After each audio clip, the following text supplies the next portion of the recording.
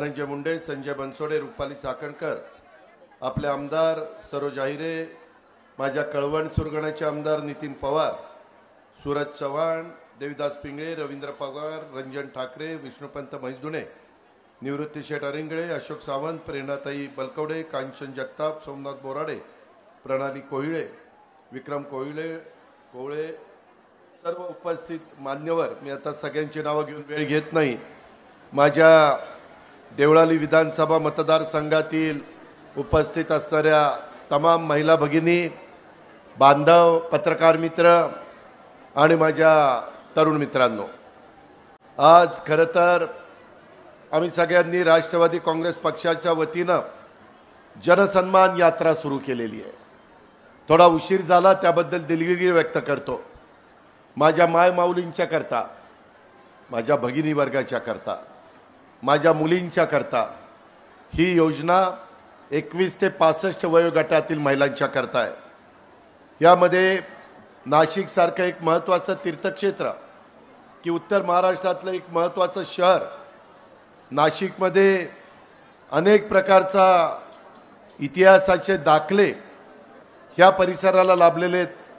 अनेक मान्यवरांच्या पदस्पर्शाने हा सगळा परिसर हा पावन झालेला आहे आणि अशा परिसरातनं आपण सुरुवात करावी ही त्याच्या पाठीमागची भावना।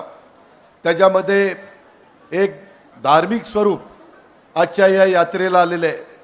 माझ्यासारख्या एका जनसेवकासाठी जनता हीच देव असते आणि तुम्ही दिलेली शक्ती ही माझी दैवी शक्ती आहे। मी मागच्या 30 वर्षापासून जास्त काळ ठामपणे महाराष्ट्रामध्ये काम करतोय आणि आपण अतिशय मजबूतीनं माझ्या पाठीशी उभे आहात। आज आपल्याला सर्वप्रथम एक गोष्ट लक्षात घ्यावी लागेल की बाबा आम्ही सर्वप्रथम ही जनसन्मान यात्रा असं नाव का ठेवलं।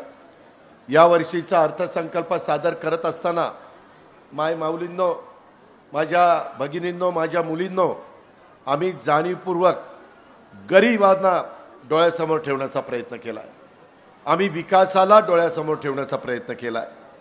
आपल्या भागाच्या लोकप्रिय आमदार सरोज आहिरे असतील, बाकीचे सगळे सहकारी असतील, त्यांना पहिल्यांदा तुम्ही संधी दिली। त्या संधीचं सोनं करण्याच्या करता सत्ता असल्याशिवाय विकास कामं होत नाही। पहिल्या 2.5 वर्ष आम्ही सरकारमध्ये होतो, नंतर 1 वर्ष आम्ही बाहेर पडलो, सरकार गेलं, परंतु नंतर सातत्याने सगळे माझे सहकारी म्हणायचे की बाबा आम्ही मतदारांना काय सांगणार, मतदारांच्या इथले विकासाचे प्रश्न तर सुटले पाहिजेत, अडचणी दूर झाल्या पाहिजेत, शेकडो कोटीची कामं झाली पाहिजे। मित्रांनो, त्याच्याकरता सर्वांनी मिळून सरकारमध्ये जाण्याचा निर्णय घेतला। आया बहिणींनो, तुम्ही मला सांगा, मायमाऊलींनो, गरिबांच्या करता, विकासाच्या करता जर असा निर्णय घेतला तर त्याच्यात चुकीचं काय? शेवटी कामं झाली पाहिजेत। मला तुम्ही सांगा, महाराष्ट्रामध्ये या अर्थसंकल्पामध्ये माझी लाडकी बहीण, मुख्यमंत्री माझी लाडकी बहीण ही योजना दिली। चांगलं केलं का वाईट केलं? चांगलं केलं। ज्यांना आवडली त्यांनी हात वर करा। सगळ्यांना आवडलेली आहे। ती कुणा करताय? मायमाऊलींनो, ज्यांचं 2.5 लाखाच्या आतमध्ये उत्पन्न आहे त्यांच्या करताय, गरीब महिलेच्या करता, मोलमजुरी करण्याच्या करता, ज्याच्या घरामध्ये 20,000पर्यंतच महिना उत्पन्न आहे, अशा महिलांच्या करता त्यांना पण सबलीकरण केलं पाहिजे। ती सबल झाल्याशिवाय खऱ्या अर्थाने समाज बदलणार नाही। आपण राजमाता जिजाऊंचं नाव घेतो, सावित्रीबाई फुलेंचं नाव घेतो, पुण्यश्लोक अहिल्यादेवी होळकरांचं नाव घेतो, रमाईंचं नाव घेतो, अनेकांची नावं आपण घेतो, परंतु ही नावं घेत असताना आज देखील समाजातला मोठा वर्ग यांना पण आज मला सत्कार करत असताना सरोजनी माझ्या आईचा एक सुंदर अशा प्रकारचा फोटो मला प्रेझेंट केला। आज माझी आई हयात आहे, 87 वर्ष तिचं वय आहे। आज ती आमच्या काटेवाडी गावामध्ये राहते। मी प्रत्येक वेळेस गेल्यानंतर आईशी सतत संपर्क ठेवत असतो। बोलत असतो, जरी किती व्याप असला तरी रोज आईशी फोनवर का होईना बोलायचं, बारामतीत गेल्यानंतर पहिला आईचं दर्शन घ्यायचं, तिच्या तिथं थांबायचं. ही आपली परंपरा, ही आपली मराठी संस्कृती आहे. ही बापदादांनी आपल्याला शिकवलेलं आहे. त्याच रस्त्याने गेलं तर आपलं भलं होणार आहे. म्हणून आज कितीतरी घरातल्या माझ्या आई त्या स्वतःच्या पोटाला चिमटा काढून त्यांच्या मुलाला मुलीला शिकवण्याचा प्रयत्न करतात. त्यांच्याकडे कमी पैसे असतात, ते म्हणतात नको, माझ्याकरता काही नाही घेतलं तरी चालेल, माझ्या मुलाकरता गेलं पाहिजे, माझ्या सुनेकरता माझ्या मुलीकरता केलं पाहिजे. ती तिच्या वेगवेगळ्या ज्या कल्पना असतात त्याला मुरड घालते. ती म्हणते नाही, आपण थोडंसं थांबू, आपण ह्या मुलामुलींच्या करता. परंतु आई वडिलांनी आपल्याला एवढ्या सुंदर जगात जन्म दिल्यानंतर त्या माऊलीला, त्या भगिनीला असं वाटत नाही की आपल्याकरता पण काही केलं पाहिजे. आणि म्हणून आम्ही फार विचार केला. आमचे विरोधक टीका करतात, सांगतात की एक चुनावी जुमला आहे, थोड्या दिवसाकरताय. माय माऊली आणि बहिणींनो, हा अजितदादाचा वादा आहे. ही योजना कायम पुढे आम्ही ठेवणार आहे. परंतु त्याच्याकरता तुमच्या आशीर्वादाची गरज आहे. पुन्हा महायुतीचं सरकार आलं पाहिजे. पुन्हा त्या ठिकाणी नितीन पवार असतील, सरोज अहिरे असतील, बाकीचे आमचे सहकारी असतील, यंदा तुम्ही पाठबळ दिलं पाहिजे. मी 10 वेळेला अर्थसंकल्प सादर केला आहे. मला अर्थकारण चांगलं समजतं. मी माझी पुणे जिल्हा मध्यवर्ती सहकारी बँक 30 वर्ष मी तिथं डायरेक्टर होतो, 7 वर्ष चेअरमन होतो. अनेक महत्त्वाच्या आर्थिक संस्था मी चालवलेल्या आहेत. मला आर्थिक शिस्त कशी असते ते चांगलं माहिती आहे. आणि त्याच्यामुळं माझ्या माय माऊलींना दर महिन्याला 1,500 रुपये ज्यावेळेस देण्याचा निर्णय आम्ही घेतला, मंत्रिमंडळामध्ये ह्यांनी सगळ्यांनी मान्यता दिली, मुख्यमंत्री उपमुख्यमंत्र्यांनी मान्यता दिली. त्यावेळेस किती बोजा आपल्याला भार उचलावा लागणार आहे, तो सबलीकरण करण्याकरता, गरीब महिलांना आधार देण्याकरता. तेव्हा पैसा एवढा 45,000 कोटी रुपये पुन्हा मार्केटमध्ये फिरणार आहेत. हे सगळं आम्ही बघितल्यानंतर आम्ही साधारण 2.5 कोटी महिला निघतील असा अंदाज केलेला आहे. आत्ता 1.25 कोटी महिला सगळ्या त्यांच्या लाभार्थी लाभ घेणाऱ्या, त्यांचे अकाउंट, बँकेचं खातं, त्यांची सगळी कागदपत्र व्यवस्थित झालेली आहेत. आमच्याकडे जवळपास 1,65 ते 70 लाख महिलांनी अर्ज केले. त्याच्यातले 1.25 कोटी अर्ज नियमात बसलेत. बाकीचे तपासायचं काम चाललेलं आहे. अजून काही आकडा पुढे जाईल, तुम्ही काळजी करू नका. जुलै महिन्यामध्ये जरी तुमचा फॉर्म ग्राह्य धरला नाही, ऑगस्टमध्ये धरला, तरी तुम्हाला जुलै ऑगस्टचे दोन्ही महिन्याचा पैसे तुमच्या अकाउंटला जाणार आहे. आम्ही त्याच्यामध्ये कुठेही हलगर्जीपणा करणार नाही, कुठेही त्याच्यामध्ये दुर्लक्ष करणार नाही. माझी माय माऊली, माझी बहीण समाधानी झाली पाहिजे, माझी मुलगी समाधानी पाहिजे. बहिणींनो, आज तुम्हाला भेटायला ज्यावेळेस आम्ही निघालो, काल कॅबिनेट होती, अर्थमंत्री म्हणून मला फाईलवर सह्या कराव्या लागतात. कालच 19 तारखेला रक्षाबंधन आहे. आजही जाईल तिथं माझ्या बहिणी मला राख्या बांधतायत, मी त्या स्वीकारतोय, त्या मला ओवाळत आहेत, त्या समाधानी आहेत. त्या म्हणतात चांगली योजना आणली तुम्ही लोकांनी. परंतु विरोधक ह्याचा खोटा उलटा प्रचार करतायत. खोट्या उलट्या प्रचाराला माता भगिनींनो बळी पडू नका. आम्ही शब्दाचे पक्के आहोत. आम्ही दिलेला शब्द पूर्ण करणारी माणसं आहोत. आम्ही कामाची माणसं आहोत. आम्ही विकासाची माणसं आहोत. आम्हाला एकमेकाची उणीधुणी काढण्याची नाही. काही राजकीय पक्ष आणि काही राजकीय नेते एकमेकाला अतिशय खालच्या पातळीवर टीका करतात. अरे ही काय आपली महाराष्ट्राची संस्कृती? चव्हाण साहेबांनी ही शिकवण तुम्हाला मला दिली आहे, ह्याचा कुठेतरी विचार करा, असं आम्ही आव्हान त्यांना करतोय. मला बहिणींना सांगायचं आहे, तुम्हाला 19ला रक्षाबंधन आहे. 17 तारखेला ज्यांचे फॉर्म ग्राह्य झालेले आहेत त्यांच्या अकाउंटला जुलैचे आणि ऑगस्टचे मिळून 3,000 रुपये तुमच्या अकाउंटला येणार आहेत। काल मी नाशिकला यायच्या आधी 6,000 कोटीच्या फाईलवर सही केली आणि मग त्या जनसन्मान यात्रेला मी बाहेर पडलेलो आहे। त्याच्यातनं कुठल्याही जातीचा, पातीचा, नात्याचा, गोत्याचा विचार केलेला नाही। सगळ्या जाती धर्माच्या महिलांना, मायमाऊलींना, मुलींना त्याच्यात इन्व्हॉल्व केलंय। फक्त उत्पन्न 2.5 लाखाच्या आतमध्ये वर्षाचं पाहिजे। त्याच्यातून एक समाधान आम्हाला महाराष्ट्रात पाहायला मिळतंय। त्याच्यामध्ये आमच्यावर टीका होती। जण म्हणतात विरोधक, अरे यांनी बहिणींना दिलंय, माझी बहीण, भावांना काय दिलं? काहीच दिलं नाही। बहिणींनो, मी आपल्याला सांगतो, मायमाऊलींनो आपल्याला सांगतो की भावांना पण दिलेलं आहे। वीज माफी, तुमचे महिला किती आहेत हातवर करावं? शेतकरी बऱ्यापैकी शेतीवाडी आहे। तुमच्या घरामध्ये जे विजेचं कनेक्शन आहे शेतीपंपाचं, तुम्ही बोरवर पंप बसवला असेल, तुमच्या विहिरीवर बसवलेला असेल, तलावात बसवला असेल, ते वीज बिल इथनं पुढं 3 हॉर्सपॉवर, 5 हॉर्सपॉवर, 7.5 हॉर्सपॉवरचं माझ्या शेतकरी बांधवांनी भरायचं नाही। माफ। 14 ते 15,000 कोटीची जबाबदारी आम्ही उचलली। आम्ही भावांच्या करता काही दिलं नाही, हे तर महत्वाचं आहे।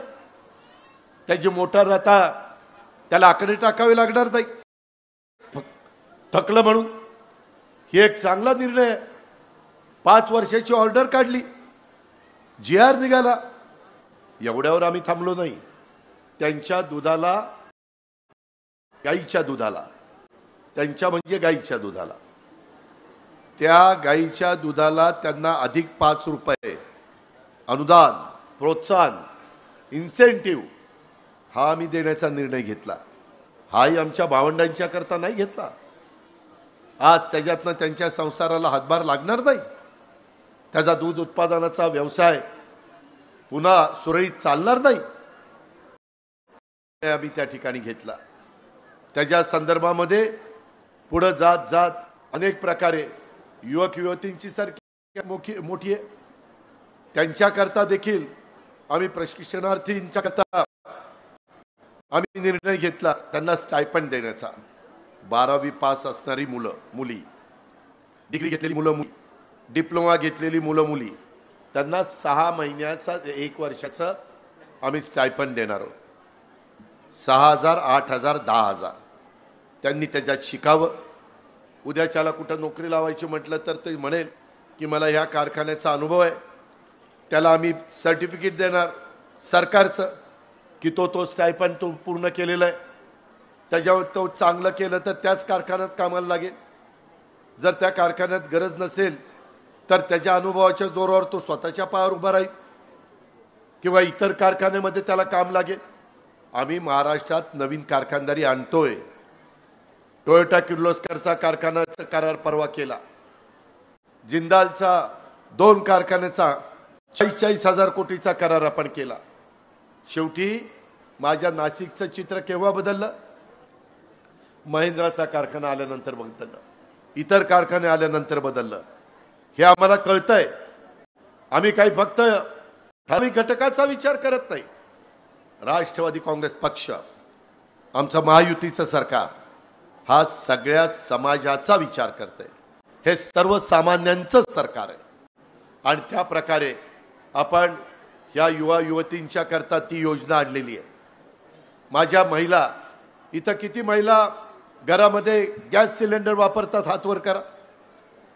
आता महिलांनो, 54 लाख कुटुंबियांना, किती? 54 लाख, ज्यांच्याकडे केशरी कार्ड आहे, ज्यांच्याकडे पिवळं कार्ड आहे, अशा महिलांना त्यांचा नंबर आम्हाला द्यायचा। आमच्याकडे नंबर आहेत, यादी आहे, उज्ज्वला गॅसच्या निमित्तानं ती आम्हाला मिळालेली आहे।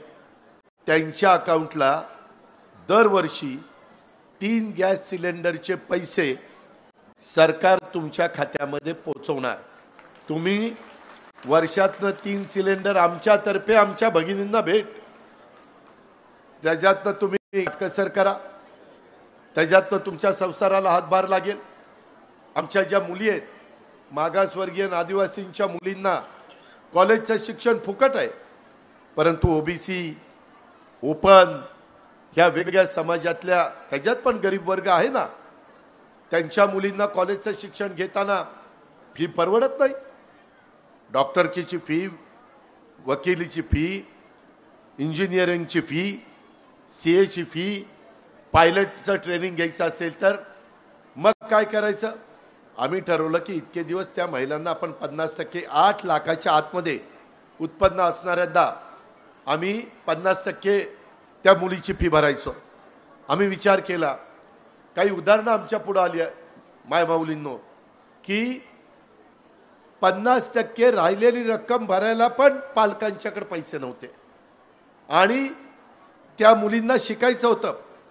काही मुलींनी आपल्या आई वडिलांच्याकडे तेवढे पैसे नाही, मग आई वडिलांना वाईट वाटेल, त्यांनी आत्महत्या केली. काय त्या मुलींचा दोष होता? एवढ्या सुंदर जगात जन्माला आलेल्या मुली आणि त्यांनी पुढचं शिक्षण घेता येत नाही म्हणून आत्महत्या करावी. आम्हाला कुठेतरी काळजाला भिडलं, आम्हाला वाईट वाटलं. अरे आपण सरकारमध्ये तर आपल्या मुली आत्महत्या करतायत. आम्ही निर्णय घेतला, वित्त विभागाचा मंत्री म्हणून त्या संबंधित खात्याला बोलवलं. म्हणलं या मुलींची फी राहिलेली 50% फी भरावी लागली तर काय करावं लागेल. ते म्हणले 2,500 कोटी रुपये अजून तुम्हाला द्यावे लागतील. म्हणलं 2,500 कोटी रुपये देतो, परंतु 100% त्या मुलींची फी माफ. हा निर्णय सरकारने घेतला. आम्ही कुठेही सगळ्यांना सन्मानाने जगता आलं पाहिजे अशा प्रकारची आमचा विचार आहे. आणि म्हणून गरीब ला महत्त्व देऊन राष्ट्रवादी काँग्रेस पक्ष पुढे चाललेला आहे. घड्याळ आमची खूण आहे. महायुतीच्या सरकारमध्ये आम्ही घटक आहोत. उद्याच्याला एकत्र पण आमच्या सभा होतील, त्यावेळेस पण आम्ही आमची भूमिका तिथं मांडू, काळजी करू नका. परंतु आज आवर्जून सरोज अहिरेंना पहिल्यांदा आपण निवडून दिलं, त्याच्यामध्ये चांगला विकास करता यावा म्हणून जवळपास 1400 ते 1500 कोटी रुपये विकास कामाला त्यांना मिळवून दिले. 1400 ते 1500 कोटी. अजूनही त्यांनी काही भाषण जे केले सुरुवातीला प्रास्ताविक, त्याच्यात काही त्यांनी अपेक्षा व्यक्त केलेली आहे. मी मोठा भाऊ या नात्याने सरोज अहिरेंना निधी देण्याच्या बाबतीमध्ये चिंगूसपणा, चेंगटपणा करणार नाही. मी मदत करीन, हा भावाचा शब्द आहे. हा अजितदादाचा वाद आहे. ही गोष्ट देखील आपण महिलांनी लक्षामध्ये घ्या. लोकसभेच्या निवडणुकीच्या निमित्तानं नेरेटिव्ह सेट करण्याचा प्रयत्न केला. आमच्या मागासवर्गीयांना सांगितलं संविधान बदलणार आहे, ते त्यांना सांगितलं की आरक्षण जाणार आहे, त्यांना सांगितलं की आता तुम्हाला तुमचं काही खरं नाही. माझ्या मुस्लिम बांधवांना पण चुकीचं काहीतरी त्यांच्या डोक्यामध्ये घातलं. आम्ही तसं नाही. आम्ही शाहू फुले आंबेडकरांची विचारधारा, सर्व धर्म समभाव, विचार, ह्याच रस्त्याने चाललेलो आहे. तीच आमची भूमिका आहे. त्यामुळं आपण अजिबात त्या बाबतीमध्ये काळजी करू नका. माझी आपल्याला सगळ्यांना आग्रहाची विनंती आहे, जसं मागच्या कोरोनाच्या काळामध्ये आम्ही चांगलं काम करून दाखवलं. हा अजित पवार सकाळी 8:30ला त्या मंत्रालयामध्ये बसायचा आणि अडीअडचणी सोडवायचा, जम्बो हॉस्पिटलला मदत करायचा, वॅक्सिन देण्याच्या करता मदत करायचा, ॲम्ब्युलन्स घ्यायला मदत करायचा, हॉस्पिटलला मदत करायचा. सरकारमध्ये आम्ही कुठं कमी पडलो नाही. थोडंसं आमचं उत्पन्न कमी झालं, परंतु कुणाचे पगार थकवले नाही. त्या काळामध्ये करोना झाल्यानंतर घरातली माणसं घरातल्या माणसाच्या अंत्यविधीला जात नव्हती, असाही काळ आपण बघितला. परंतु त्याच्यातनं पण महाराष्ट्राला बाहेर काढण्याचं काम लोकांनी केलं. आम्ही घरात नाही बसलो. आम्हाला 2-2दा करोना झाला, धनंजयला करोना झाला, सुनील तटकरेंना करोना झाला, इतर अनेकांना झाला, परंतु आम्ही आमच्या जीवाची पर्वा केली नाही. समाज यांना आपल्याला बाहेर काढायचं आहे. कोरोना मुक्त भारत आणि महाराष्ट्र आपल्याला करायचं आहे। अशा पद्धतीचं काम त्या काळामध्ये देखील रात्रंदिवस आम्ही करून दाखवलं। ऑक्सिजन पाहिजे का, जे काही पाहिजे ते पुरवण्याचा प्रयत्न आमच्या सरकारच्या माध्यमातून त्या काळामध्ये आम्ही केला। अशा पद्धतीनं आम्ही काम करणारी माणसं म्हणून माझी आपल्याला सगळ्यांना विनंती आहे की इतर लोकांच्या मध्ये आणि तुमच्या समोर बोलत असणाऱ्या अजितदादांमध्ये फरक आहे की ते लोक राजकारण करतात, आम्ही लोक काम करतो, दिलेल्या शब्दाला जातो, आम्ही दिलेला शब्द पूर्णत्वाला देतो। म्हणून माझ्या मायबहिणींनो, माझ्या भगिनी वर्गांनो, माझ्या सगळ्या मुलींनो आव्हान करायचं, विनंती करायचे। उशीर झालेला आहे याची मला जाणीव आहे, परंतु पुढच्या वेळेस पासूनचे उद्याचे दौरे थोडेसे आम्हाला काही बदल करावा लागणार आहे। कारण दिलेल्या टायमिंग मध्ये आम्ही खरं 5 ला तुम्हाला वेळ दिलेली होती, परंतु वेळ जास्त झाला आणि सरोजनी त्याच्या आधी एक कुठला तरी कार्यक्रम घेतलेला होता। आम्ही जे काही करतो ते विकासाची कशी वाढेल, माझ्या महाराष्ट्राचा साध्यापासून बांधण्यापर्यंत सर्वांगीण विकास कसा होईल, त्याच्यामध्ये जनतेचं कल्याण कसं होईल, त्याला लाभ कसा होईल, हाच विचार आम्ही सतत करत असतो। तुमच्या दादाचं व्यसन आहे की तुम्हाला लाभ आणि फळ देण्याचं काम आम्ही सगळेजण करतोय। ती गोष्ट आपण विसरता कामा नये। मी बजेटमध्ये जी वचनं दिली ती त्या वचनाची पूर्तता आम्ही त्या ठिकाणी करायला सुरुवात केलेली आहे। मला त्यासाठी विरोधक लागल्या, माझ्याबद्दल आरोप प्रत्यारोप झाले, परंतु मी त्याची फिकीर केली नाही। माझी माय माऊली माझ्या बरोबर आहे, माझी बहीण माझ्या बरोबर आहे, माझी मुलगी बरोबर आहे, हात करून बरोबर आहे, तुम्ही बरोबर आहात म्हणून आम्ही त्या ठिकाणी पुढे नेता। माझा दोष फक्त इतकाच की मी शेतकऱ्यांचं दुःख समजून घेतात, मी माझ्या महिलांच्या मायबाऊंचं दुःख समजून घेतलं, बजेटमध्ये चांगली कामं करण्याचा प्रयत्न केला, चांगला अर्थसंकल्प दिला आणि आता नरेंद्र अशा पद्धतीनं सेट करतात की त्यांच्याकडे पैसा नाही, आपल्याकडे पैसा आहे। काही काळजी करू नका, आपण हवेत गप्पा मारत नाही। शेतीचा पण बरेचसे प्रश्न सुटवले, कालच वैद्यका पैलगंगाचा निर्णय घेतला, पुढच्या कॅबिनेटला नारसार योजनेचा, खिकळी धरणाचा आणि पश्चिमेकडे पडणारं पाणी पूर्वेकडे आणण्याचा आणि त्याच्यातनं गोदाबाई त्याच्यातनं जायकवाडी भरेल, गिरणा भरेल, अशा पद्धतीच्या योजना आपण समाजाच्या करता आणतोय आणि त्याच्याकरता आम्ही पुढे चाललेलो आहे।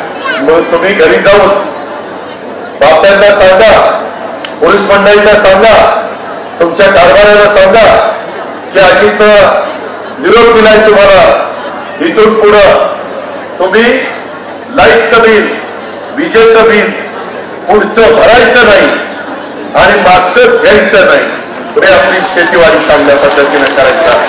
अशा पद्धतीने आपण त्या ठिकाणी निर्णय घेतलेला आहे। इथून पुढच्या काळामध्ये देखील जसं मागे तुम्ही सर्वांच्या मागे आशीर्वाद उभे केले, ताकद उभी केली, तसंच इथून पुढच्या काळामध्ये देखील अशाच पद्धतीनं आपण आशीर्वाद द्या। महाराष्ट्राला कर्तृत्वान स्त्री शक्तीची परंपरा आहे, ती परंपरा आपल्याला जपायची आहे, ती परंपरा आपल्याला पुढे न्यायची आहे। त्याच्यामध्ये तुमच्या देवळालीच्या आमदार त्या अतिशय धनाच्या भास आहे, सातत्याने माझ्याकडे पाठपुरावा करत असतात, धनंजयकडे जात असतात, संजय बनसोडेकडे जात असतात, भुजबळ साहेबांच्याकडे जात असतात, मुख्यमंत्री असो उपमुख्यमंत्री असो, माझं काम झालं पाहिजे। कधी कधी तर काम नाही केलं तर व्यक्तीच आमच्या समोर आता मंडळी रडू नको, तुझं काम करून देतो, म्हणजे तुमच्या करता ती तिच्या डोळ्यामध्ये अश्रू आणती, तिच्या करता नाही, तुझ्या मतदारसंघाच्या जनतेचे प्रश्न सोडवण्याच्या करता अशा प्रकारचे लोकप्रतिनिधी फार कमी मी पाहिले। ती लोकप्रतिनिधी सर्वोच्च रूपाने तुम्हाला मिळालेला आहे। त्याच्यामुळं आपण अजून आपल्याला खूप काही बदल आपल्याला देवळाली मतदारसंघामध्ये करायचा आहे आणि त्याकरता तुमच्या सगळ्यांची साथ आम्हाला पाहिजे। महिलांचा आर्थिक, सामाजिक, सांस्कृतिक, मानसिक सबलीकरण करायचंय, सक्षमीकरण करायचंय. त्याकरता महिलांच्या विकासाशिवाय तुमच्या माझ्या भारताचा विकास होऊ शकत नाही, महाराष्ट्राचा विकास होऊ शकत नाही, आपल्या नाशिकचा विकास होऊ शकत नाही, आपल्या देवळालीचा विकास होऊ शकत नाही. म्हणून एक चांगल्या प्रकारे अर्थसंकल्पाच्या योजना आम्ही आमच्या मायबाबींच्या करता आणल्या, विकासाच्या दृष्टिकोनात आणल्या, गरिबी हटवण्याच्या दृष्टिकोनात आणल्या. त्याला आपण अशाच पद्धतीने साथ द्या. विरोधकांच्या खोट्या नाट्या प्रचाराला बळी पडू नका. आम्ही 30-30 वर्ष 35 वर्ष कामं केलेली आहे. आम्ही खोडणार नाही. आमची जात पण शेतकऱ्याची जात आहे. आम्ही कुठेही जातीपातीचा नात्यागोत्याचा विचार करत नाही. आम्ही समाजाचा विचार करतो. ह्याची देखील आठवण आपण सगळ्या भगिनी वर्गांनी माझ्या माय माऊलींनी ठेवावी, अशा प्रकारचे माझं आपल्याला सगळ्यांना सांगणे. आज आपण सगळ्यांनी अतिशय चांगल्या पद्धतीनं हा कार्यक्रम, पावसाचे दिवस असताना, पाऊस असताना देखील आपण त्या ठिकाणी हे सगळं उपस्थित राहिलात. त्याच्यातून गरीब आणि विकास हेच आमचं ध्येय आहे. हाच अजितदादाचा वादा आहे. लाभ आणि बल हेच आम्हाला तुम्हाला लाभ मिळवून द्यायचा आहे आणि त्या लाभाच्या माध्यमातून तुम्हाला बळ मिळालं पाहिजे, ही राष्ट्रवादी काँग्रेस पक्षाची भूमिका आहे. याही गोष्टीची खुणगाठ आपण मनाशी बाळगा आणि त्या पद्धतीनं उद्याच्या काळामध्ये पुन्हा या सगळ्या योजना कायमच्या चालण्याच्या करता आत्ता जुलै ऑगस्टचे पैसे ऑगस्टमध्ये मिळणार आहेत. सप्टेंबर ऑक्टोबरचे पैसे साधारण सप्टेंबर एंडला तुम्हाला किंवा ऑक्टोबरच्या पहिल्या आठवड्यामध्ये तुम्हाला दिले जातील. त्याच्यामुळं नंतर निवडणूक आहे. पुढे या योजना चालू ठेवायच्या असतील, आपल्याला आपलं भलं करून घ्यायचं असेल, महिलांना सबलीकरण करायचं असेल, तर पुन्हा आमचं सरकार आलं पाहिजे. मी आपल्याला शब्द देतो, पुन्हा तुम्ही आम्हाला आशीर्वाद देण्याचं काम केलं तर पुढं 5 वर्ष या योजना तुमच्याकरता चालू राहतील. हा देखील अजितदादाचा वादा मी तुम्हाला सांगतो. आणि पुन्हा एकदा माझ्या माय माऊलींना धन्यवाद देतो, त्यांचं आभार मानतो आणि माझे 2 शब्द संपवतो. जय हिंद, जय महाराष्ट्र, जय राष्ट्रवादी. टाळ्या झाल्या पाहिजे.